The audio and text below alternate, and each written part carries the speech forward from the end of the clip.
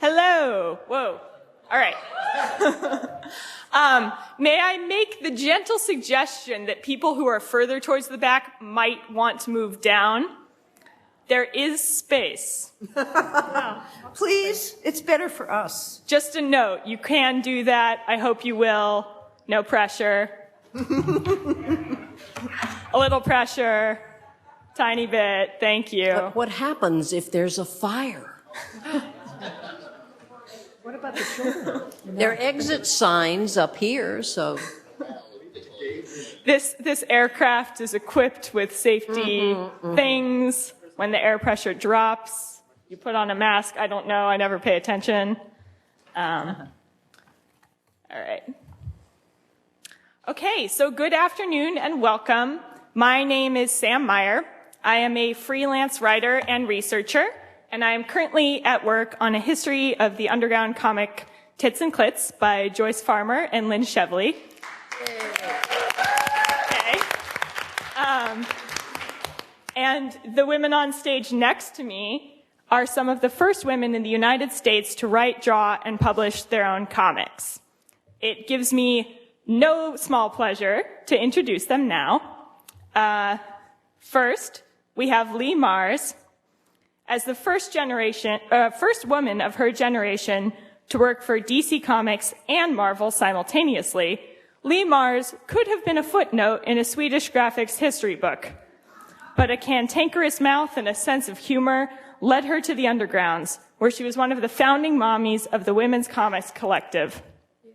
Lee's a 1982 Inkpot Award winner and has been reprinted in Japan, Canada, England, Portugal, France, India, Finland, Sweden, and Germany.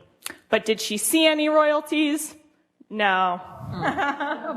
Best known for her Pudge Girl Blimp series, some of her other work includes Batman, Wonder Woman, and Indiana Jones. Lee Mars.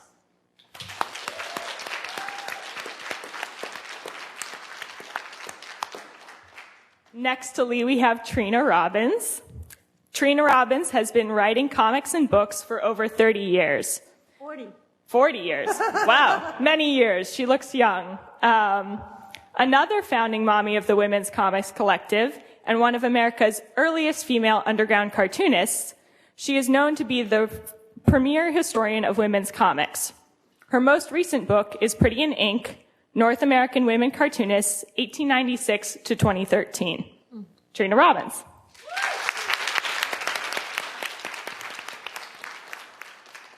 Roberta Gregory has been writing and drawing comics all her life. She published her comic book Dynamite Damsels in 1976, but she's much better known for her notorious bitchy bitch character, star of 40 issues of Naughty Bits. She's still busy with a wide variety of creative works. Roberta Gregory.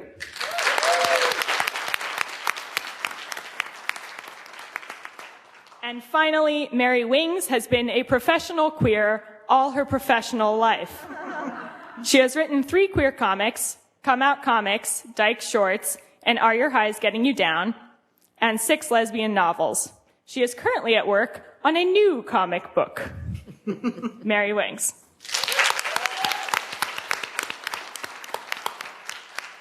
All right, so all of these women are obviously much more entertaining than I am, so my goal here is to give you a teeny bit of history before I let them give you the rest. So, now we're going to rewind to the early 1970s. Underground comics have just begun in the late 60s, but most of them are produced by men. This begins to change with the publication of It Ain't Me Babe comics in 1970, which Trina can talk more fully about.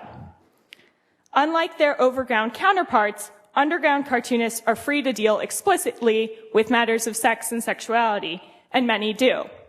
But with the exception of S. Clay Wilson's character, Ruby the Dyke, underground artists aren't all that concerned with queer women or women's sexuality at all. That leads us to what starts to happen in 1971. Trina has told me that this is the first lesbian comic that she knows about. And it's by her. I should explain that this is for a newspaper called The Good Times. the underground newspaper. I had come to San Francisco in 1970 and thinking it was the underground comics mecca, and it was the underground comics mecca for the guys, but I was not invited in. But the newspapers, the underground newspapers, were very good, and they invited me to do comics for them. Of course, not for pay or anything, but that's beside the point. Just, I needed a place to be published, and they published me. It was only the guys themselves, the male cartoonists, who didn't allow me in. The underground papers were happy to have me. And this is from a series I did, Fox, and it's just full of hippie politics, you know, as you can see. I mean, they're underground guerrilla workers, soldiers in some nameless Latin American country. I mean, I think it kind of tells it all right there. This is the first lesbian comic I was aware of. This is Sandy Comes Out, also by Trina, and this appears in the first issue of Women's Comics in 1972. Trina, back to you. Yeah, sure. Sandy was my roommate. She also happened to be the sister of Robert Crumb. And she was just terrific, and we got along great, and I loved her, and it just seemed like, why not tell her story? It's a cool story, so I told her story. And I wasn't thinking in terms of, wow, this is historic, you know? I want to tell her story. This is how her story concludes. Can you say a little bit about this? Oh, yeah, well, at this point, Sandy was living in this LGBT commune. Sandy supplied a lot of the dialogue. I mean, we really kind of worked on this together. So, you know, what I'm saying here, Sandy approved of the whole thing, and when I finished with the comic, I gave Sandy the originals. But I think this is a good time to say that I am responsible for Mary Wings, because Mary saw this comic and thought, how dare a heterosexual woman do a comic about a lesbian? And so she did her own comic. And the way Mary is describing it these days, I loved what you said. She said to someone, 30 years ago we had a fight. But I didn't even know at the time that Mary was mad at me. These are a couple, whoa, sorry, that was loud. These are a few other Trina stories in the early days that I just thought I would include because I love Space Dykes as a title. There's Fox again. She was my political heroine. Bedroom politics are a thing, okay? All right, so Mary, tell us about your rage. Well, I had read Trina's comic book, and I'd also read a whole lot of the other underground comic books that were around. But for me, Sandy Comes Out was a very sort of a superficial visual story. This happened, and this happened, and this happened. And the process of coming out and sort of deciding that you're a lesbian and discovering that and all that was much more complex. So I thought it needed its own kind of moment. I couldn't draw, and it's still very embarrassing to me to have these things up there, but they're nice in their kind of little outsider art, folky way.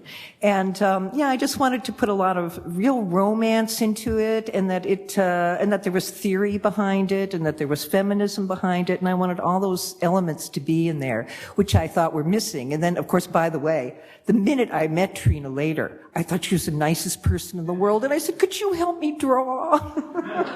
And I was very supportive. And we're in the same hotel now, shopping for Trina's underpants, which she left in San Francisco. I did. Some people leave their heart, some people leave their panties. There's a story there. Yeah. So I've included this sort of tender moment at the end. Mary, I don't know if you want to comment.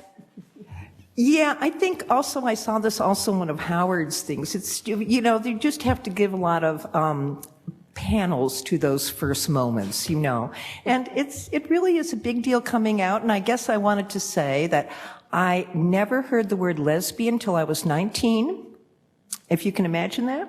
I didn't hear it. It was not in any press. It just was not there. Every now and then my mother spoke of the girls' boarding school, which was land of 1,000 candles. What the hell is she talking about? So if you can imagine, I heard the word lesbian when I was 19, and I came out when I was 21. So it's quite a different process when it is not, on TV and in every sitcom you watch now. So I think it must have been quite a different process. And also, I was afraid that on some level, I was screwing myself eternally. I would not be able to get a job in academia, which is true at that point. You couldn't have a teaching job and be declared gay. I was afraid of playing with little children after I wrote it because I thought you laugh. I thought people thought that I would be a pedophile. I mean, these are not easy things to live with when people look at you and they think you're going to attack their kid. And so much has changed. When I wrote this comic book, I thought I would be arrested or blackballed in some way. It was, in fact, seized in Canada. And now when I come to a comic book conference, 50 years later almost, everyone's talking about their marketing plans. In one lifetime. That's a lot of change.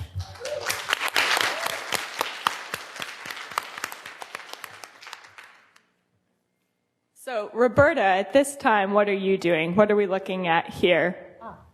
Okay, that's a strip that I think it dates from 1974.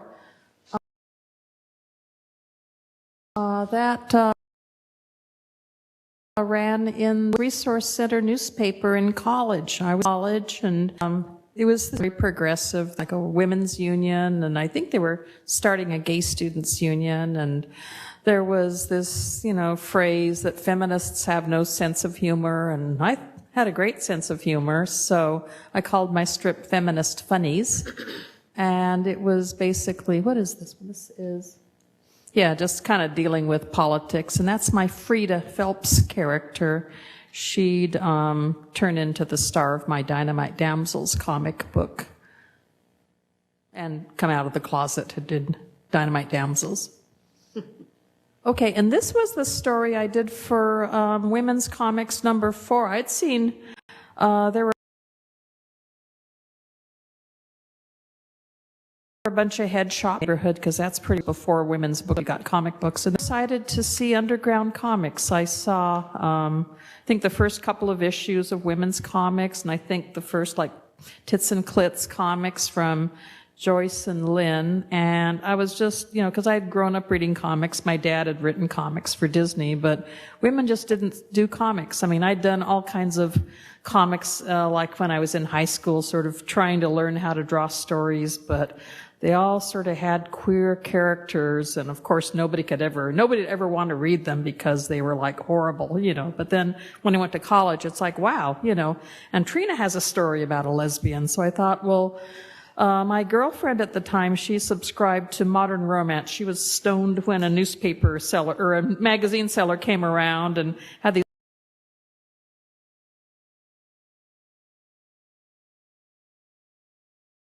these horrible modern romance and these heteros. Let me do a coming out of the closet sort of lesbian version, and I just thought I sent it to Women's Comics, and the editor of number 4, who was Shelby Sampson, was, wow, we want a lesbian story. So I'm like, oh, okay, well, that was good timing. So they used it. And then actually I wrote another story for issue number 5, and the editor, I think, was Terry Richards, and I thought it was, I hate the side of the story. It's it is so badly drawn, but like I say, it was supposed to be kind of cornball and whatever. But it's the one everybody. So I drew what I thought was a much better story, and Women's Comics didn't want it. So I was like, oh, okay, this isn't going in the right direction. So that's when I got inspired to do Dynamite Damsels, so I could publish my own book and nobody would tell me they wouldn't use my stories. So that was really empowering. I got some wonderful advice from Joyce Farmer and Lynn Chevley, who were also women running their own publishing company back in I think they started in all this stuff started in 1971. They actually beat us to the newsstand by 1 week or 2 weeks? Yeah, I remember each other. It's I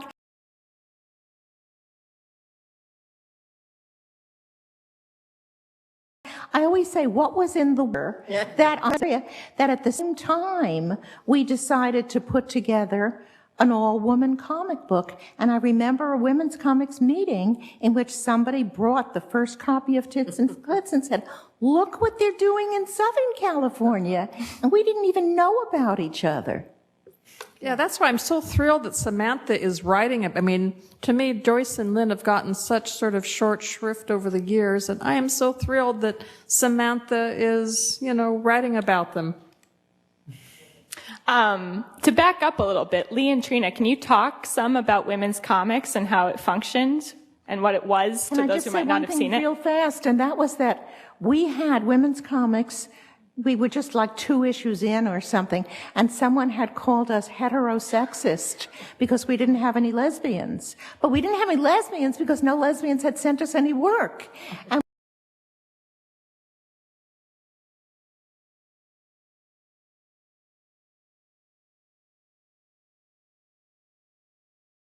when we saw Roberta loved it and made, the other had a big but we all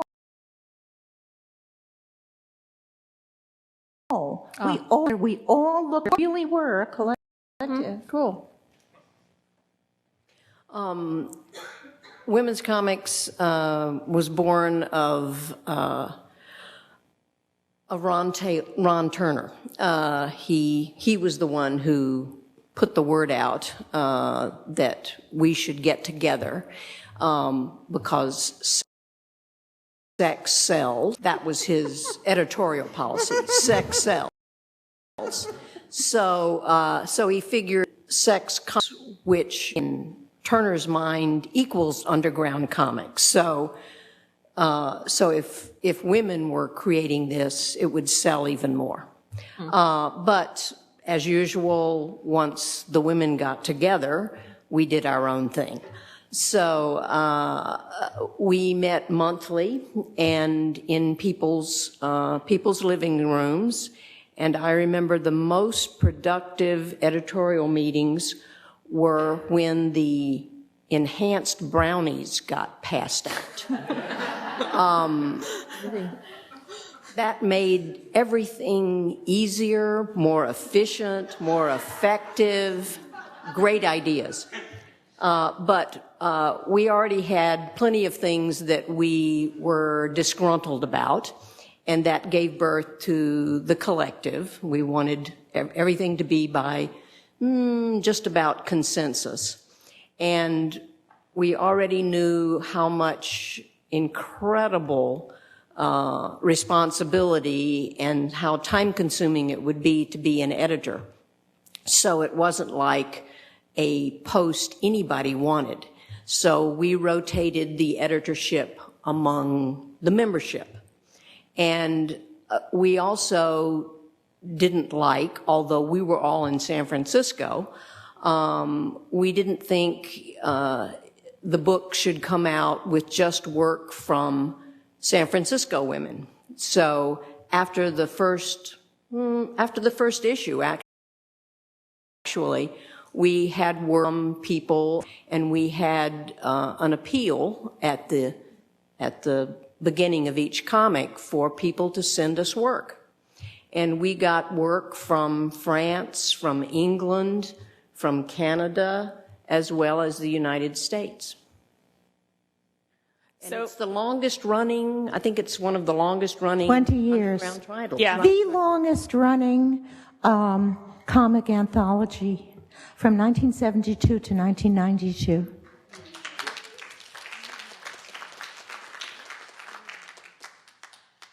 Okay, and at this time, Lee, back to you again.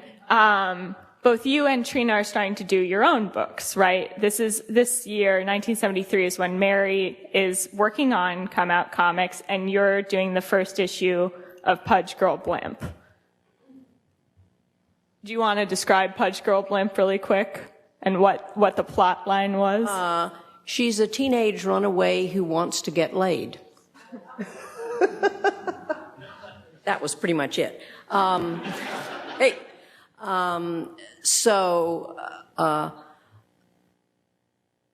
We all have we all had the idea that there are stories that are not being told and haven't been told about what's going on in life. And so in the Pudge book, as well as Dynamite Damsels, Come Out Comics, blah, blah, blah, all of these things are the first time anybody has written about all of these kinds of things. So even in the first issue of Pudge Girl Blimp, I put in true stories. These things all happened to my friends or to me. They were sort of changed, adjusted to be happening to Pudge, but they were all true. So this is a perfect view of 1970s San Francisco. So by Pudge Girl Blimp 2, she's encountered an actual lesbian in her women's group, I believe, Jane. And this scene is Jane's failed attempt to seduce Pudge, which basically doesn't happen for a while. But this issue also includes this image, which I thought you might like to talk about. So this is 1975 now, in terms of representing the culture and what kinds of things were happening at the time. Well, there had been lots of marches and protests from the gay community, and this is just one of them. And because of this, she gets arrested and other things. Mm-hmm. And Mary, where were you at this point? So we're into 73, 74. Isn't she in the back there? Yeah, I think so. I see. Well, I was starting to imagine, since things were going so quickly, that I think I started to think about writing dyke shorts, and I imagined things like radio stations for women and all these fantasies, which really came true. But I do think we're all sort of in the same mode. It was incredible. It was the beginning of a huge cultural movement in every area, radio and all kinds of things. Exciting. I want to draw attention to this just because I love it, that there's a suffragette in the middle of this panel. Just a note. Okay, so Roberta, you talked about this already, but you've already been in women's comics and you get the idea to do Dynamite Damsels. What was that comic, or how did it start? Well, like I said, I'd sent a story to women's comics that didn't get used, so I was thinking, oh, okay. So I think I'd been in San Francisco visiting, I think there was a comic convention, and I remember... 73. 73. Was it 73? That was the first. Yeah. Oh, it must have been after, though, because that was after my story came in, because it was 1970. This all happened very fast, and I was in college, too. I mean, There's one in 73, one in 74, and one in 76. Or maybe it was 74. 74. Probably right after my story got printed, I was like, wow, this is so cool. So I remember visiting Trina. You did, yes. Yeah. Mm-hmm. And, I was kind of thinking about, I think I'd seen Tits and Clits, and that was like, I realized it was published by... these two women just had their own publishing company, and that was really exciting to me. Plus, also, I was college friends with Phil Ye. He's a cartoonist that does Cartoonists Across America, and he was publishing a humor magazine, Uncle Jam, on campus, and I did like longer Frida, the feminist stories for that. So, and he was publishing his own stuff, so I got really excited about, controlling the means of production. So... I visited Joyce and Lynn and got some great advice. And I decided to do my own comic book, Dynamite Damsels, with everything that I thought was funny about the women's movement. I mean, I think the first story was I had Super Dyke. She was like a lesbian superhero that helped women. And I think at the end I had a fantasy story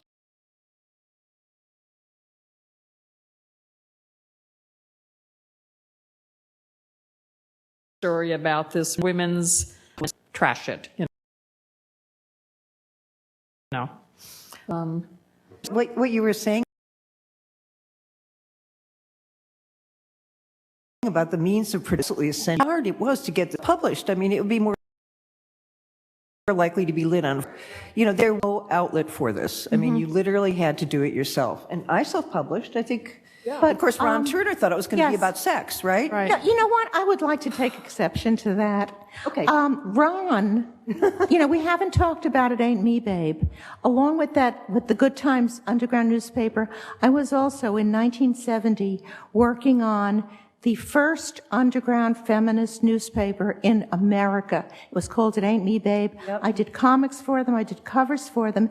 And because I had the moral support of the staff, I produced the very first all-woman comic, It Ain't Me, Babe Comics, and Ron Turner published that. I had heard that he wanted to do we called it Women's Liberation in those days. Oh. He wanted to do a women's lib comic. He had already done a book called Slow Death that was about ecology, and I phoned him. I put the book together. Lee showed up too late to be in the book. It was all put together already and put up, so it was too late for Lee. But Heather found and said, I hear you want to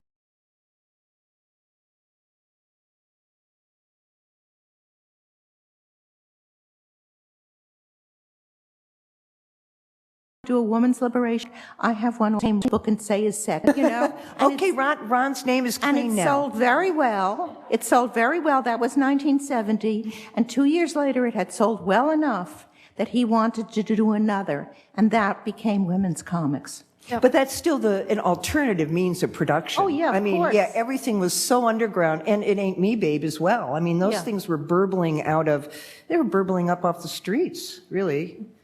Yeah, back then I printed 10,000 copies of Dynamite Damsels, which back then was a real small press run. And it took pretty much every penny I had. And my main distributor was Last Gasp. And now they're technically all sold out. I've got about 3 or 4 beat-up copies at home. The archive on the first page of my website, there's a link to a Queer Press archive that has it. But I'd like to put together a collection of all of my stories at some time. I need a publisher. And, hint, hint. But I also got rid of a lot of the comics because, there began to be women's bookstores. Yeah. Mm-hmm. And, I'd get a list we had one in Long Beach called Sojourners, and I got a list of the other bookstores, so I'd basically just mail off a copy of Dynamite Damsels and say, hi, if you want 10 copies, send me, I think it was like $6 or something, and I'll pay postage. So back then, they went for $1 each, and postage was really cheap. So I went through hundreds and hundreds of copies, just sending them little packs of 10 to women's bookstores, and people were telling me years after, I never saw anything, because it was so feminist. I think some women's bookstores wouldn't carry women's comics because I think they thought they were, I forget, well, I don't know, for whatever political reason, but we offended everybody. They'd carry mine, it was clearly a feminist comic book, so you never know. But others that wouldn't carry anything, so, but on now, but use. Mary, I know your come out comics, at least the versions I've seen, have ads for other feminist books and lesbian poetry and things like that. How did you get because you self-published come out comics as well. Yeah, I first self-published it on a letterpress that was run by 2 women who had a karate studio. I mean, I literally inked it myself. And, there were a lot of stories about printers who refused things too. There were printers who would not print the work either. So that happened a number of times. And then as kind of things went on, then there was women's music, and then there was the women's this and that. And so, it all sort of came together in this little agitprop thing. Okay, let's keep. So this is still from Dynamite Damsels. I just wanted to give a little overview of what was in that book since we haven't actually talked about the stories in it yet. So Roberta, do you want to talk some about what happens to Frida in this book? Well, basically, the main story is a collection of like little one-page stories of Frida. I think it might be kind of an early version of Dykes to Watch Out For, because I have the different types. Like I have the overweight woman dealing with fat issues, and I have the single mother dealing with single. So it's kind of like my little cast of characters, but very, very rudimentary, like compared to the, decades of Dykes to Watch Out For. But it was like and Frida kind of came out of the closet in the middle of the story. And actually, I even wrote and drew most of another, a sequel that I never published and misplaced most of the pages. And then also, I think I drew, Samantha seen them, like several pages, about two or three stories of Super Dyke on big paper with Zipatone, that I was thinking of publishing or getting published, and that never happened. So I seem to always have kind of done work that nobody's seen, so I'd like to remedy that. Yeah. And Lee, tell us about Pudge Girl Blimp 3. I have this cover, and then this is the exciting climax, and I use that word purposefully, of your series. So what's happening here? Catch us up on the story a little. It's kind of clear What's what's happening here? Yeah. Isn't it obvious what's happening here? Who are these people? How did this come to pass? This is Jane again. She's persistent. And this is Pudge.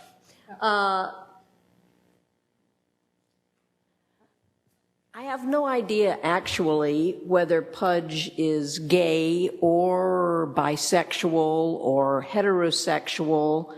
I think she's a foodie. That's what she is. So she has bisexual adventures. She hasn't been laid by a guy at this point, but so she just kind of drifts into this. And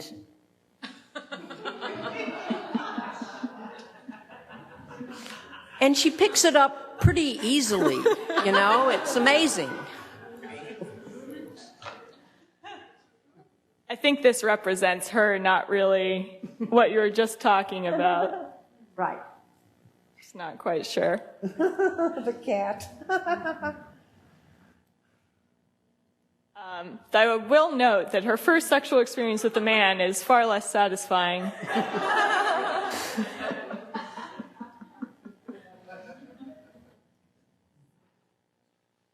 Okay, so this is Tits and Clits, Roberta's story, and these characters, do you want to talk a little bit? These are still the same characters. It's the same, right? It's Frida and Shelley. Yeah, this is Frida and Shelley from Dynamite Damsels, and Tits and Clits became an anthology, I think, with issue number 3. Mm-hmm. And it was basically more of a sex-oriented comic. So I did Shelley and Frida having a romp in the woods, which, back in 1970, 77, that was still pretty radical. Doing stuff like this in comics. Criminal. Oh, definitely, yeah. Mm-hmm. So just a cute little, they have, it's a funny, I like to do humor. It ends up funny, like there's ants and Boy Scouts and whatever, so it's not terribly straightforward at all, but it was fun. So, yeah, that's, I think I did 2 or 3 more stories. And the cool thing about Tits and Clits was that, women's comics was really competitive. Everybody was, fighting for real estate in women's comics. I did a couple more stories that were really dense because I think I'd get, a page or, 2 pages or whatever. It was women's comics was popular. We tried to squeeze in as many people as we could. I really would not call it competitive. I think it was more like how many people can we fit in this issue? Yeah, but everybody, wanted to be in it. Yeah. In a good way. It was wow, it was the place, this is, the pre-internet days. The place to be seen was in the pages of women's comics or, that showed up 2 or 3 times a year, I think, and had shops or, whatever. So you guys killed the shame factor. Women's comics killed the shame. You just Pretty much. Now, what a nice out way as to put feminists. it. What a great way to put yeah. it. Yeah, yeah. Well, I've been thinking about the shame factor a lot, and I've been thinking about the way that I wrote Come Out Comics was because I'm just allergic to shame, so I had to say it out loud. And I think that I felt so compelled I had to draw it faster than I could learn how to draw.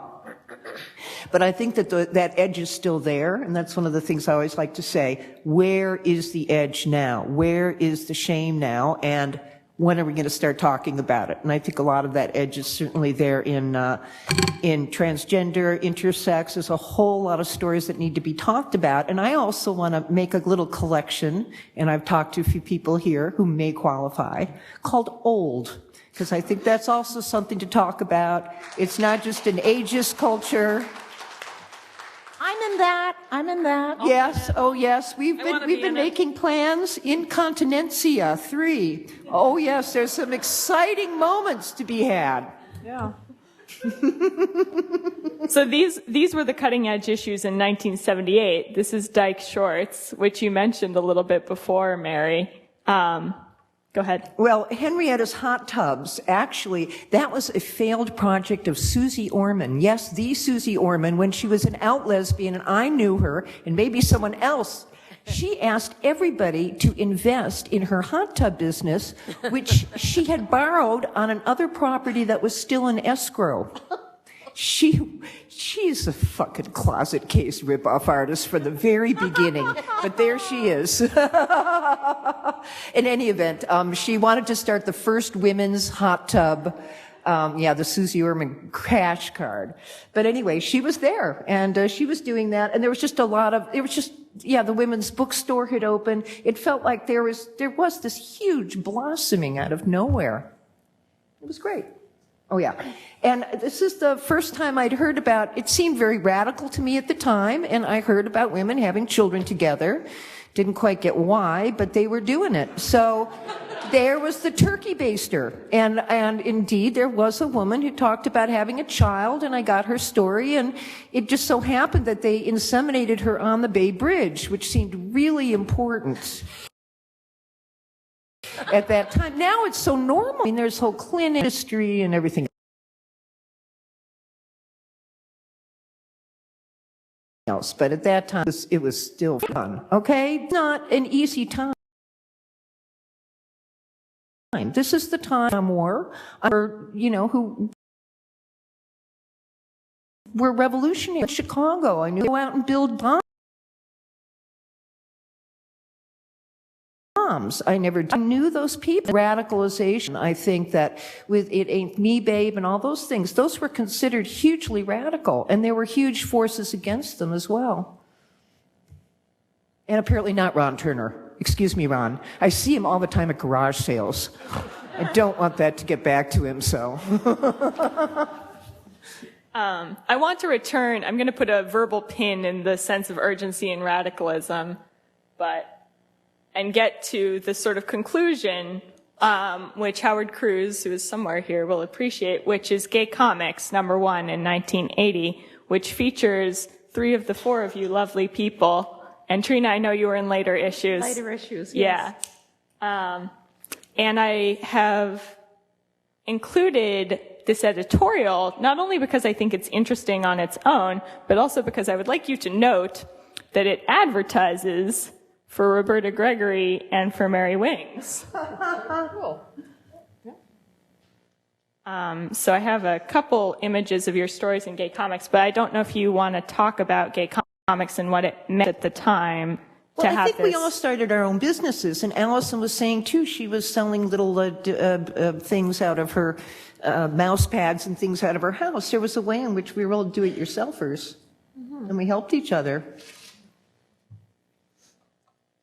So quickly, the stories. So Lee, this is yours first. Well, with Gay Comics, I did alternating between self-revealing and parodies. And this was a self-revealing story about being bisexual. It's the life history of the woman on the left. And So these are her adventures. She's indecisive, it could be said. And she winds up finding another stick in the mud. Yes. At the end. So. And Mary, this is yours.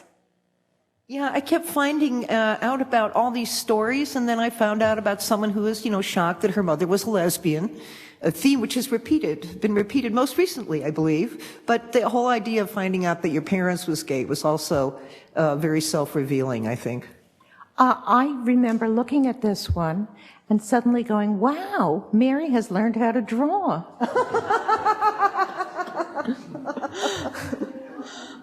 There are actually some comments in the reviews of gay comics that support that conclusion. And Roberta, this is yours. Right, that was a story about, let's see, there was a lot going on. This was like 1980, I think, the first issue. So there were just so many themes going on that I thought were like hilarious, so I think that had to do with, non-monogamous relationships. I have a lesbian single mother dealing with what happens after, the partner leaves and you suddenly have two boys. And that was the first story. That was just kind of, I just wanted to, take a humorous look at and kind of insightful look at what was going on, because none of that was being, there's, nowadays, I don't watch TV because I work evenings, but there's so many TV shows with like gay characters. It's like everywhere, but back then it wasn't. You sort of waited for things to show up in the press. And I think the second story, I did a story about bisexuality. I think the third story, I did a story about alcoholism. I tried to be humorous. I had a friend who, drank herself to death, so I tried to do a story about that. I think issue 4, I lived with a transgender person, so I did a story about, that was kind of a mythological theme, because I was also I had kind of a mythological style of art back then.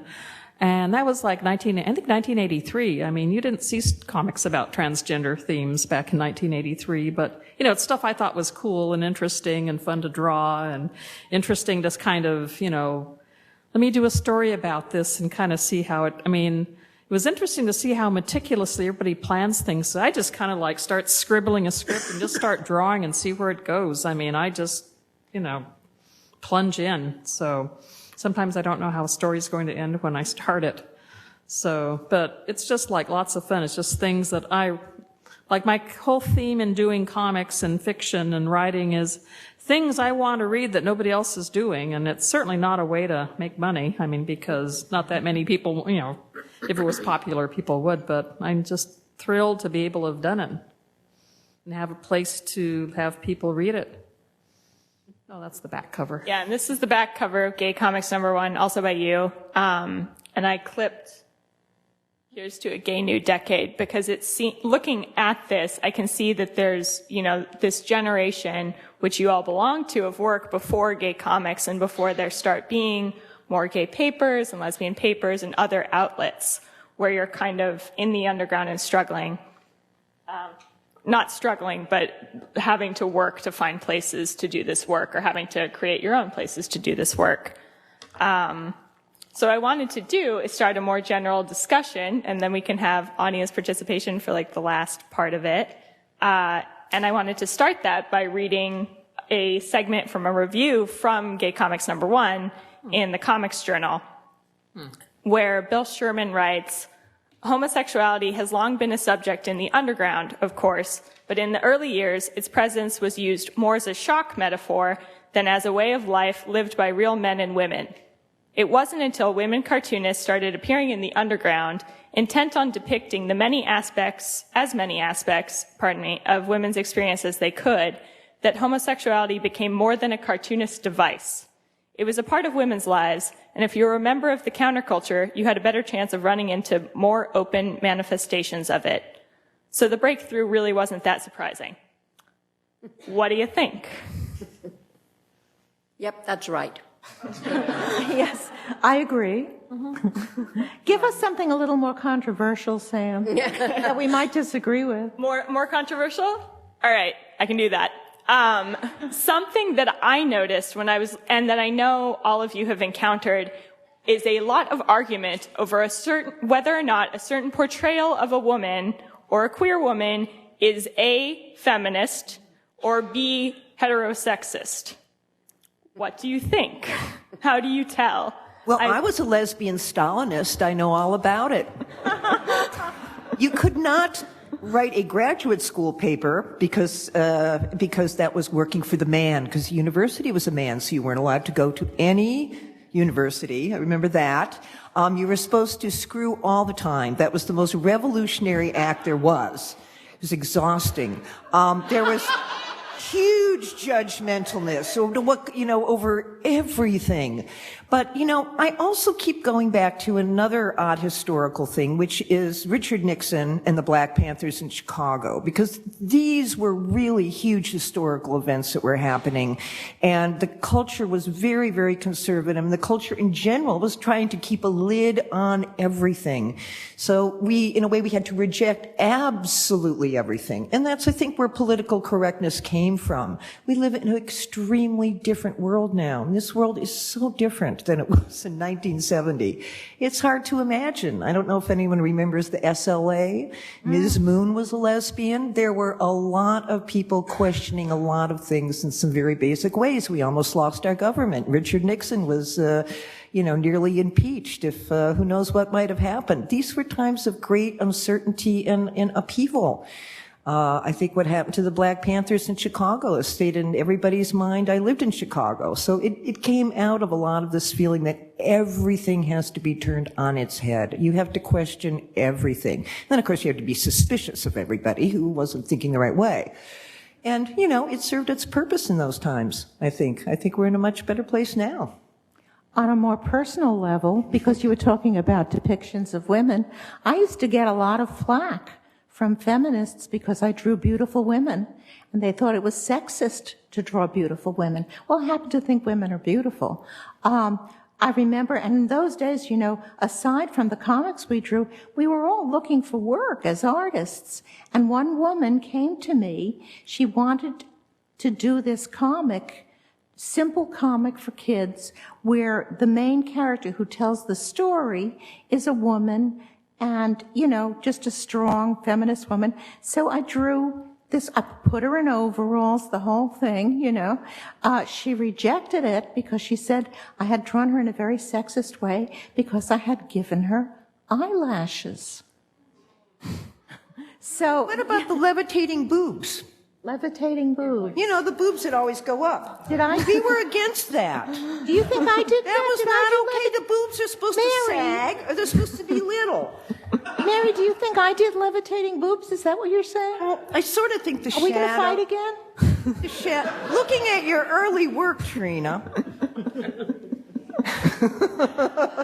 What's odd? I went to a historical pornography thing that was arranged by some women, and she said the thing you will notice. It was pornography from the 70s, kind of hippie stuff. All the women had natural breasts back then. They did. So, I don't know. I'm sort of, I still think the same way. I think the boobs are wrong, Trina.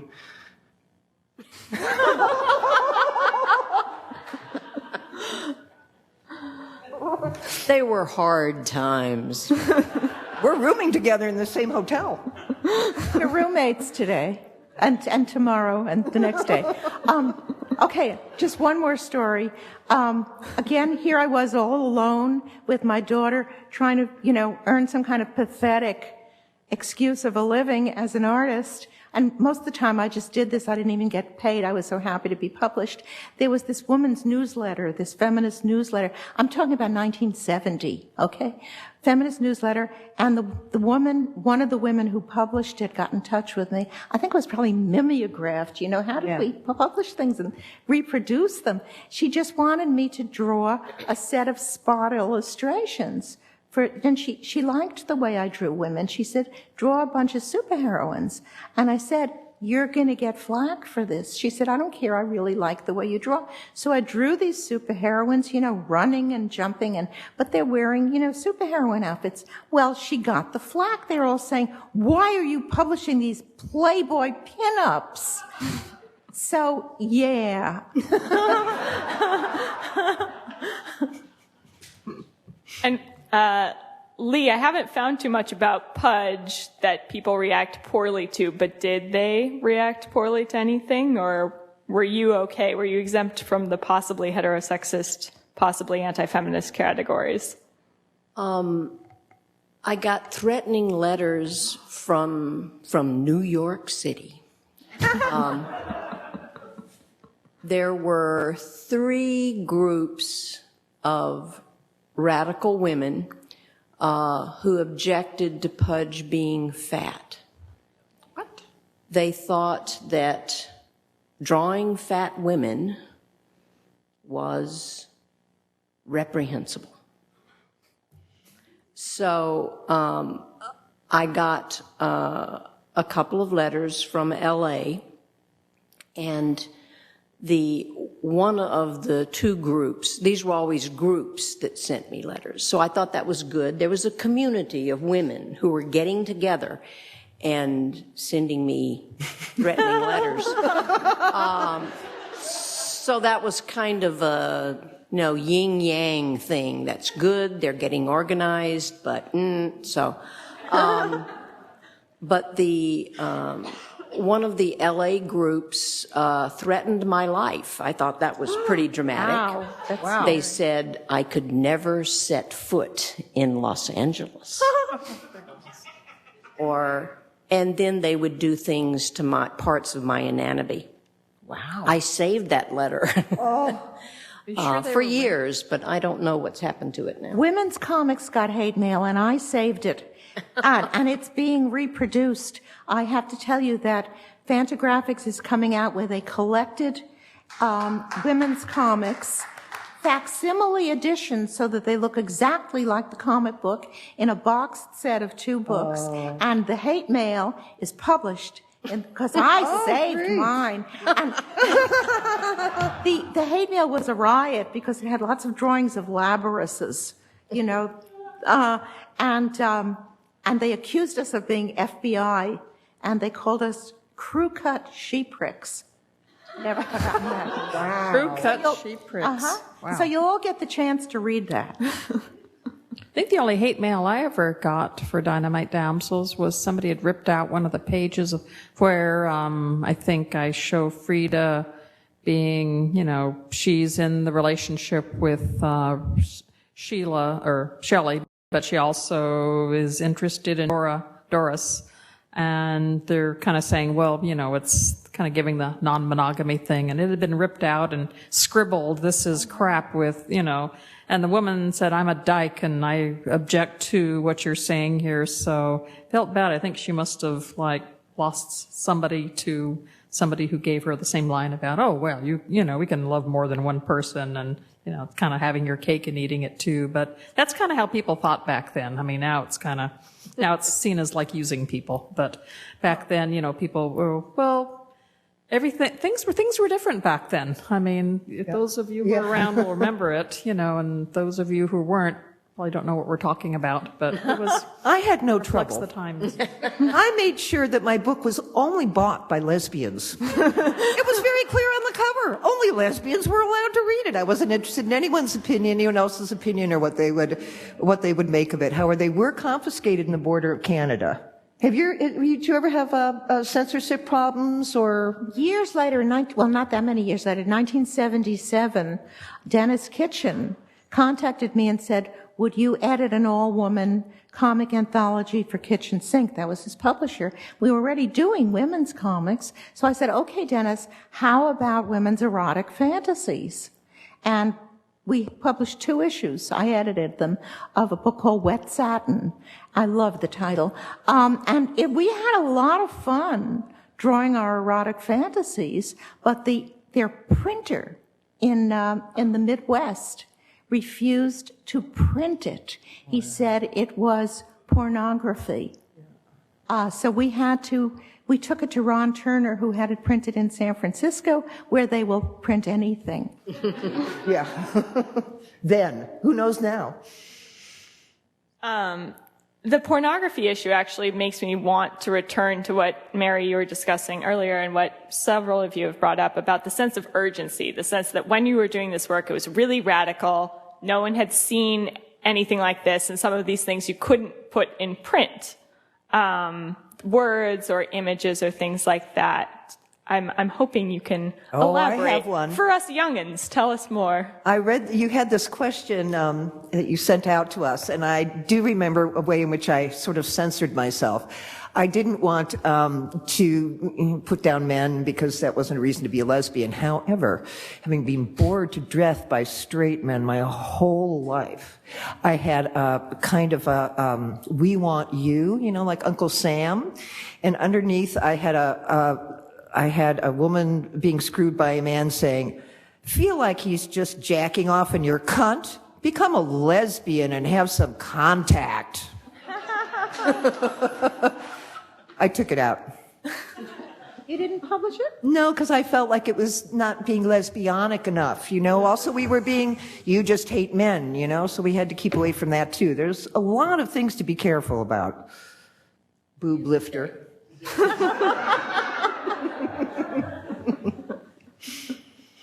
Anyone else censor themselves? Yeah. No. Well, not in the undergrounds, not personally in the undergrounds. Mm-hmm. Of course, work for DC and Marvel. Yeah. There were all kinds of ideas that, and I did a little self-censoring, but mostly it came from Marvel and DC. Yeah. I don't think the issue really came up because I was basically doing stories that were, there wasn't really a lot of sex in my stories, like most of the ones in gay comics. They were more sort of sociological stories. And then I had a lot of fun with like Naughty Bits. This is jumping way ahead, but I didn't do much censoring in that at all and kind of got some flack for it, but that's another day. I have to say that when that printer refused to print Wet Satin, my reaction was, "This is great. We're going to get such good publicity out of it." So, yeah, no self-censorship here. So what kinds of stories would you want to tell today? Do you think the stories we've looked at now, today, these old ones, do they hold up? Do you look at them? I know you said you look at the artwork and you don't want to look at it anymore. But what do you think of the content? What would you do differently today, or what do you think persists? Well, in those days, I was very angry. I'm sure you were too, Mary. I was angry because I was not being accepted by the clique of male underground cartoonists. And I was angry in general at my treatment by men. I'm not that angry anymore. I'm not very angry at all, in fact. And I like to tell stories, and I still write comics. I don't draw them anymore, but I still write them. I've written a series of comics for younger readers, graphic novels, called the Chicagoland Detective Agency, that consists of a 13-year-old Japanese-American girl who writes and recites manga, haiku, and reads manga, a 12-year-old Hispanic boy who's a computer genius, and the talking dog who is really the brains of the outfit. And in the last one, the very last one, I decided I would see if I could put in a lesbian. And my editor was a little worried. She took it to the editorial board, and they said, "Yeah, as long as you don't call her a lesbian." So talk about self-censorship. So I couldn't call her a lesbian, but I could still say that she had a crush, this girl who's a witch, who gets a crush on my Japanese-American manga reading, haiku writing heroine, who was my favorite character in the book. And then another girl who gets a crush on the witch, but the witch doesn't know it, and the witch makes this potion that she adds to tea that she gives to our heroine so that our heroine will fall in love with the first person she sees, which is supposed to be the witch, but instead the first creature she sees is the dog. So, hilarity ensues, so I was able to do it, but I could not use the word lesbian. And when was that? What year? Last year. Wow. Okay, then. Trina's bringing it to Japan. You'll work that word in. Get it in there somehow. What about the rest of you? Current work, current stories? How do you feel about your old stories? I love the old stories. Like everybody, I wish they could be redrawn. I think they're historical documents, though. The themes are universal. Every TV movie has about how somebody went to some place, fill in the blank, and wants to get laid. So that's, yeah. Currently, I've just retired from being multimedia chair of Berkeley City College. So I'm returning to my roots here and I'm doing family stories and I'm going to be doing comic book stories again. Yay. Yay. Okay, Roberta. Coincidentally enough, I am going to retire from my job as technical facilities manager at a big theater in Seattle for the last 10 years because my knees are giving out. But good job, union, good benefits. But now I don't have to worry about my stuff selling, which it's never done anyway. So now I can do anything I want, and I don't have to worry about if it's going to sell. So that's exciting. But let's see. I've got like a crazy person list of everything I want to do. I want to do more Bitchy Bitch. She's so much fun. Bitchy Butch. I want to put like a lot of my Bitchy Butch. Oh, I love Bitchy Butch. I want to put most of the stories up. She's in some of the comic books. So her book is actually out of print. I just put it on my website that it's out of print, but she's in some of the comic books I'm selling in the book room. And I would love to put a bunch of those online because I want to share them with the world and then do more stories. I want to put together a collection of all my stuff from gay comics and women's comics and so forth. I'll need help with that or a publisher. I've been working on a Winging It spin-off, Mother Mountain, which is like an LGBT fantasy novel I've got 230,000 word books written. I'm working on the second two, and I think I want to release those on the web in chapters and need some techie help with that also. We're seeing a theme here. Got a lot of stuff I want to do, and now I'll have the time to actually learn how to do it. And, oh gosh, I've got other stories I've drawn. I think I wrote a 100-page prequel to the Mother Mountain story that I think would make a really great color webcomic once I learn how to, digitally color things and get it drawn. And let's see, I've got other stories I've written. I want to do more travel stories. I sold out the 2 travel books. I'll bring those. So there's a ton of stuff I want to do, but first I want to get a good night's sleep. Fair enough. I never had a day job, so I don't have to retire. But I am working on my memoirs, and it's slated for publication in 2016. Cool. And I want to recruit them. That'll be a whole lot easier than drawing it myself. I want to recruit them to write old. And I'm looking for more stories because I think it's untold stories. And apparently it's actually getting hard to die now. So we've got to find a lot of ways to work around all the little problems of getting old. And we've already discussed some good tips with each other. So I think it would fit very well into sort of lurid, macabre, comic book style. So I'm sort of excited about that. And I'm a sketchbook artist. It's what I've been doing the last 20 years. And that's about it. Oh, another thing that's kind of exciting is somebody contacted me. She wants to animate Bitchy Bitch. I definitely. They do that. Yeah, they did. They did it earlier. It was done great. It was good, but they never put it on. They never put. It was like a little series, like a little sitcom with Bitchy Bitch that I didn't do much work on. But they never put it on DVDs, and I kept trying to get them to do that. And a few years ago, the producer passed away, and I'm like, oh my God, what, so spent many, many, many thousands of lawyer dollars last year talking to my lawyer going, okay, do I have the rights? And she determined that I do. So now I can, but like I said, I don't want to work with somebody who knows what they're doing this time. So I probably need like an agent or something. So I'm not quite sure what to do either, but that's really exciting too. So I'm just like I say, I've got this crazy person list of things I want to do and hopefully will. Is there anything that the four of you want to say to each other or ask each other before I turn you over to the wild hounds of the audience? We don't do it in public. We're going to do it later.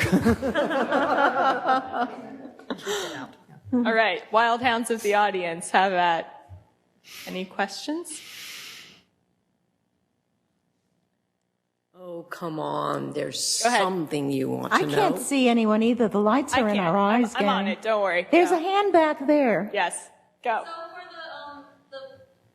I'm sorry, I'm going to mangle the title, the further adventures of the Blimp Girl. Yes, Pudgy Pudgy Girl Girl. Blimp. Pudgy Girl Blimp. You had mentioned that you had gotten hate mail from groups in Los Angeles that found it offensive, but what exactly did they find offensive about portraying a overweight character?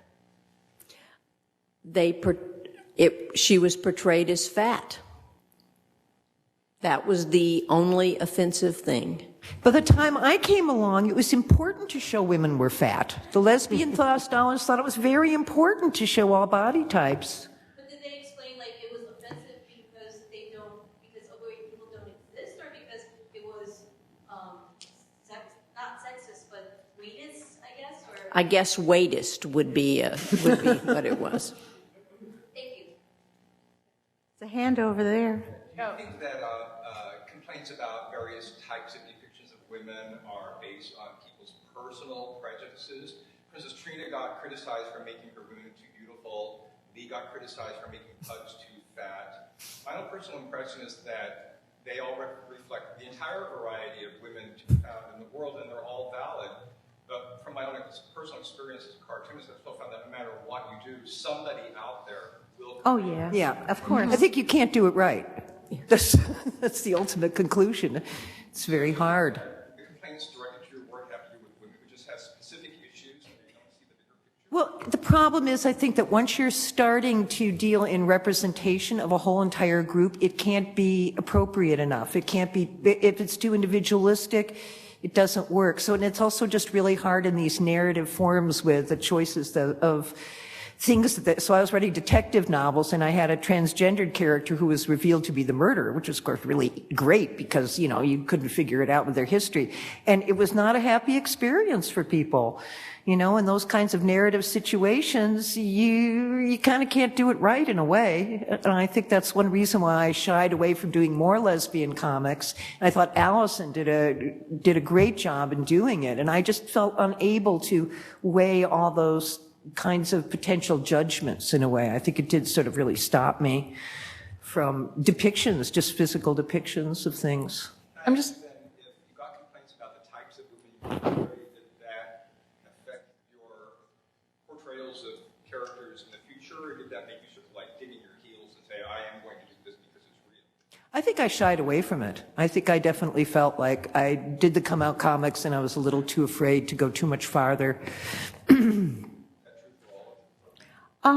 In the early 70s, in the second wave feminist movement, at the very beginning of it, there was a real party line, you know, with a lot of feminists, and, you know, you weren't supposed to depict them as beautiful. They shouldn't have eyelashes. You know, it was, and I broke their rules, and I got a lot of criticism for it. Things have really changed. You know, they really have changed. But I'm worried about the boobs. I mean, I think that You're we've become still such with a the boob boobs, culture. Mary. All these women, I go to the dentist, her boobs are hanging out. What is the deal? Sorry. No, I love boobs. But it just seems like there's a lot of boob flashing in for heterosexual women who now, I just went to have a mammogram and she says, all the women have fake boobs now. I guess I'm against fake boobs. Oh, I'm against fake boobs too, my Are you? God. Of course I am. We'll Mary. talk later.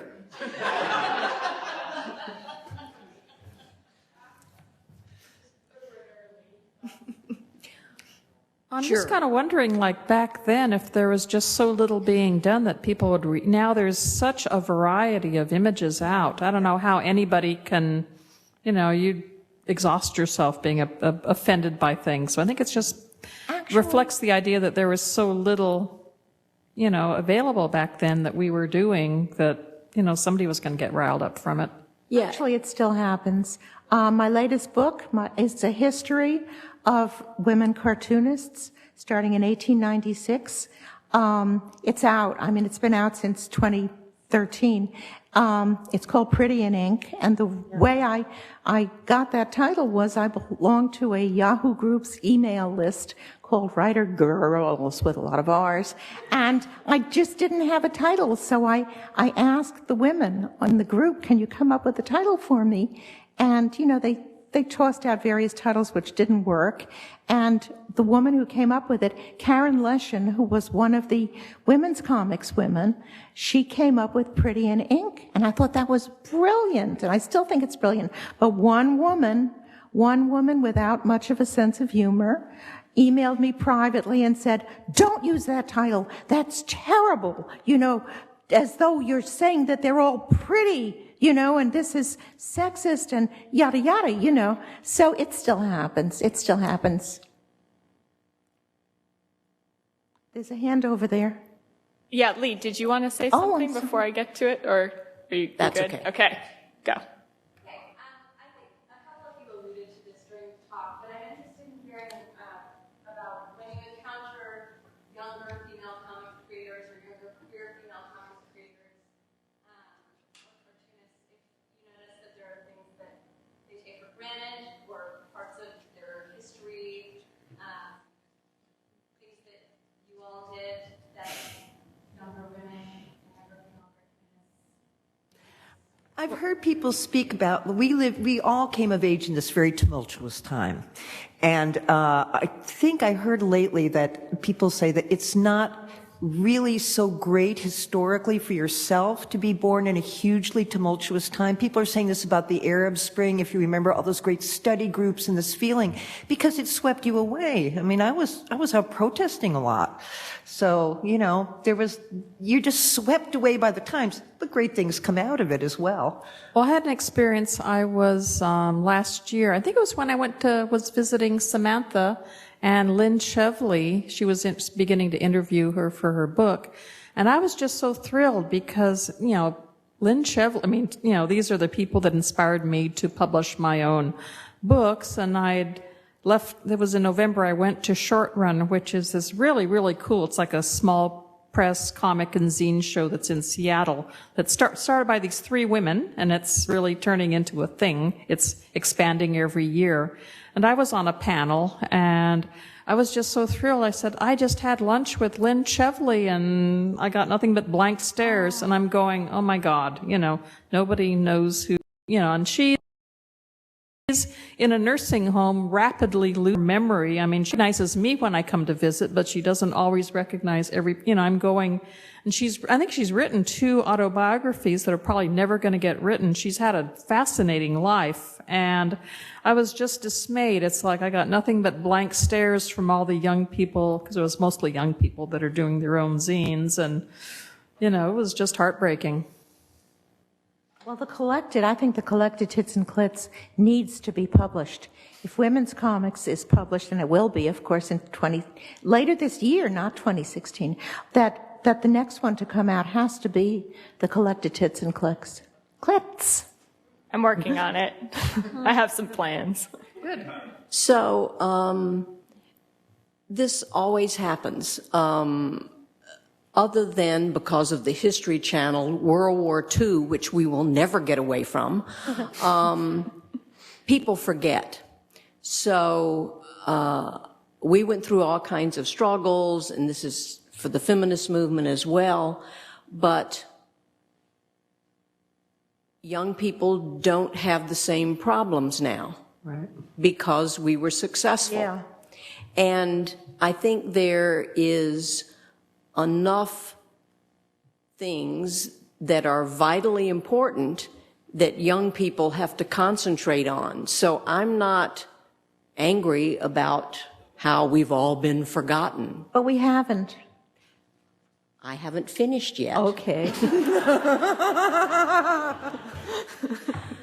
So it's wonderful to have conferences like this, to have books, collections, and such, so that people who are interested can learn what happened.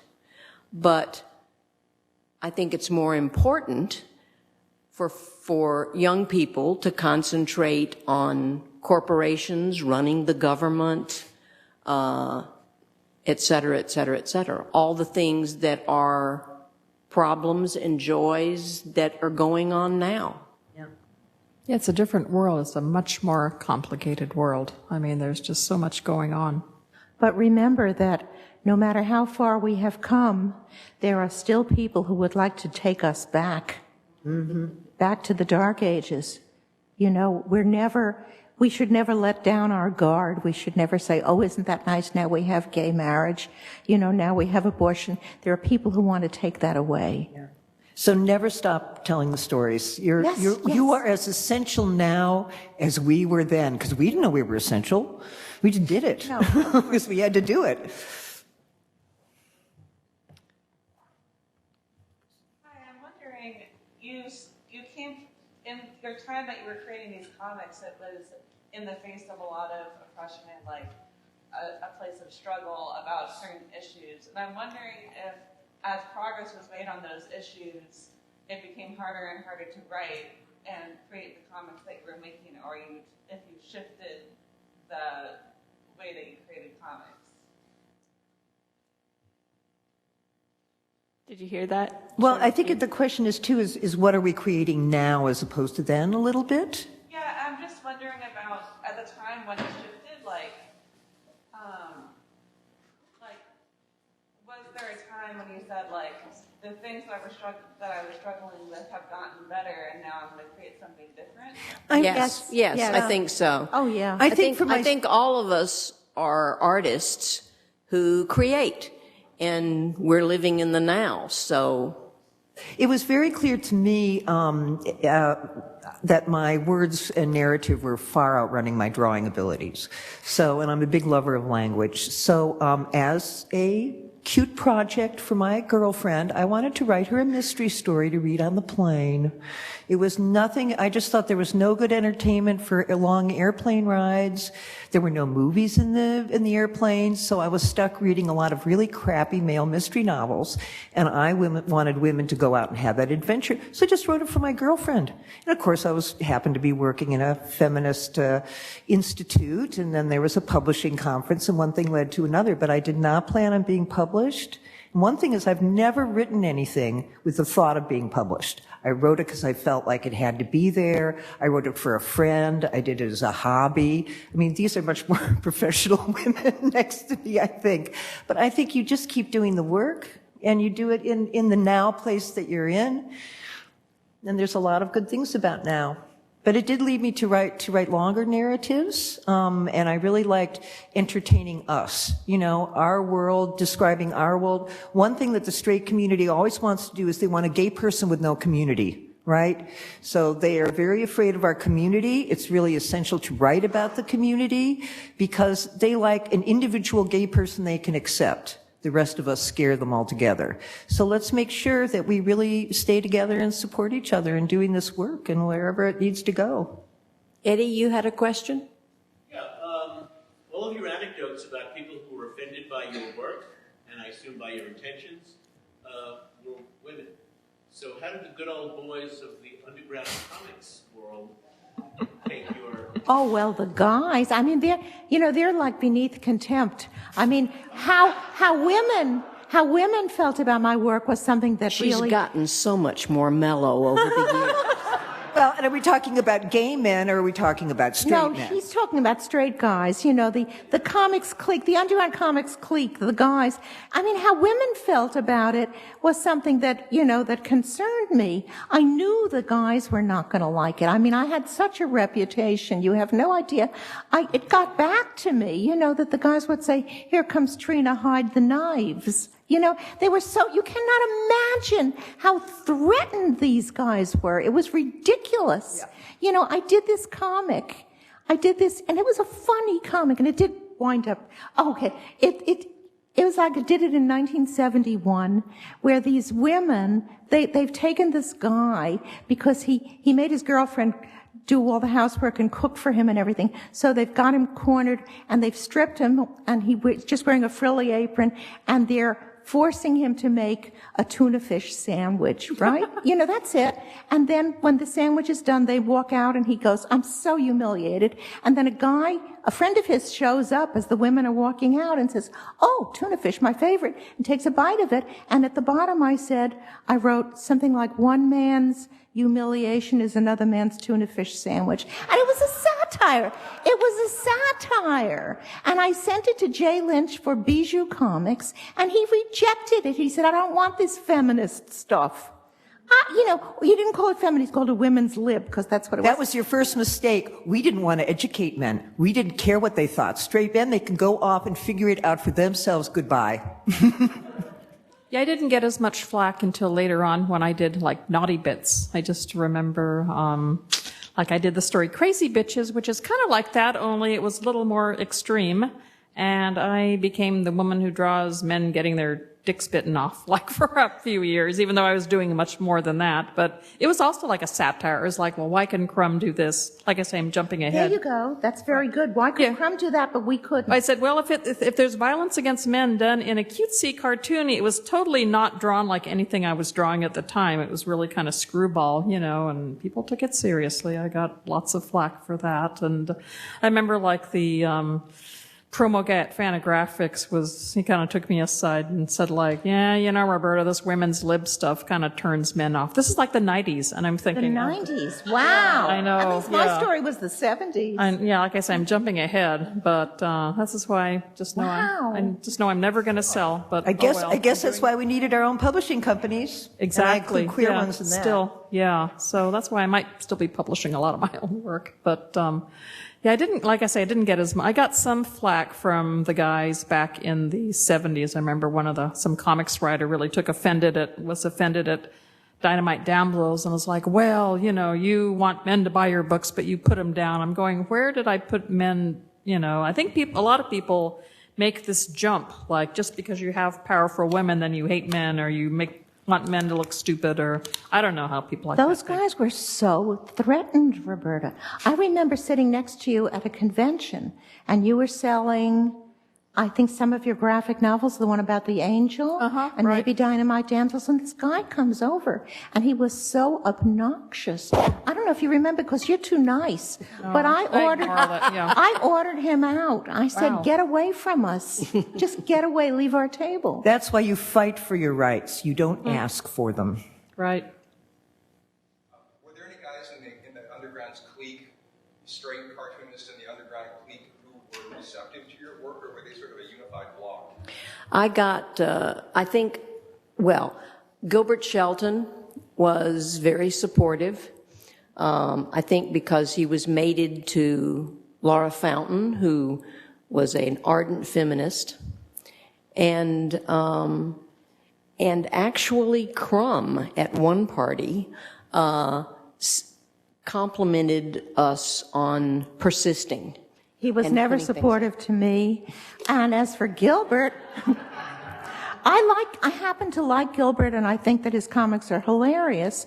But at parties, when I would see him, it was like he never knew what to say to me. He would kind of like say, oh yeah, I know a woman. You know, it's like, try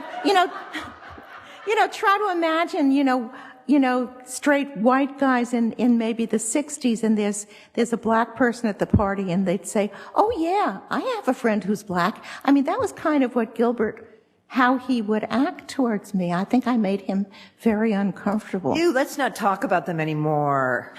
Let's talk about women at the end. Go.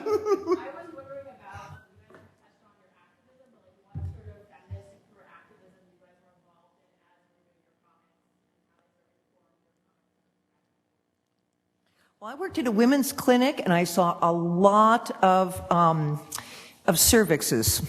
And abortions were I'm trying to think. I think it was before Roe v. Wade, and we did underground work. There was the movement where women were staying at women's houses, and because there was no other way to get abortions, and I think that was a pretty big thing in my life at that time. And then I became a radical lesbian, so there weren't any abortions. No accidents. Yeah, I wasn't terribly active. I was involved in, we had a women's resource center. I think I did a booklet of resources with cartoons. That's probably about the most radical thing. I mean, I was either in college or else I was holding down a day job and writing in the evenings. So I didn't really have much time to be that political. Besides, I guess my creativity was the only political outlet I really had. That's where I expressed myself, because I've usually always had day jobs, so. Well, I marched a lot. I demonstrated against the war in Vietnam. I demonstrated for women's lib. Good exercise, a lot of marching. You get sunburned in strange places that way, too. I marched against the war. I was part of several different groups organizing against the war. In Berkeley, of course, in the Republic of Berkeley. I was president of Berkeley Citizens Action, which is the oldest municipal progressive organization in the United States. Wow. Bravo. Yes.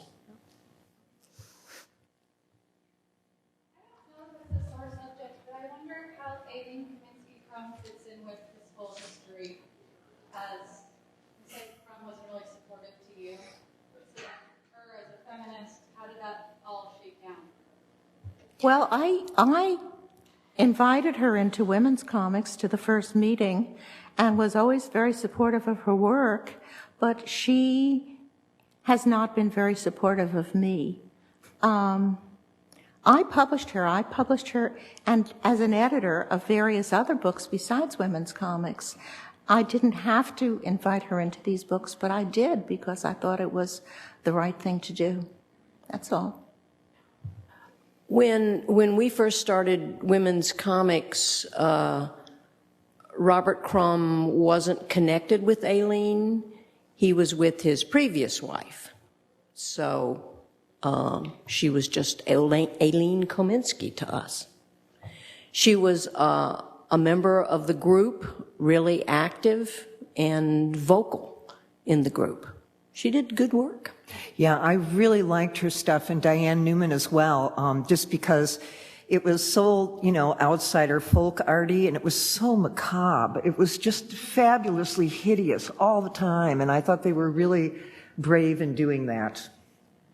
So she was an inspiration to me as well, no matter where she went later.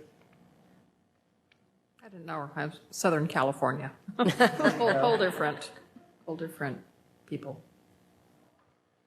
So are any of you reading anything currently, and if so, what are you reading in comics? I'm reading Marbles, because I was at the panel about disability, and so I got Marbles, because it looks great. So it's really nice to hear people talk about their work, so I can go out and get it. I read graphic novels by men and women. There are some really great graphic novels out there, which I would imagine you all know that. I mean, what's so great about graphic novels is that the whole comic scene has changed.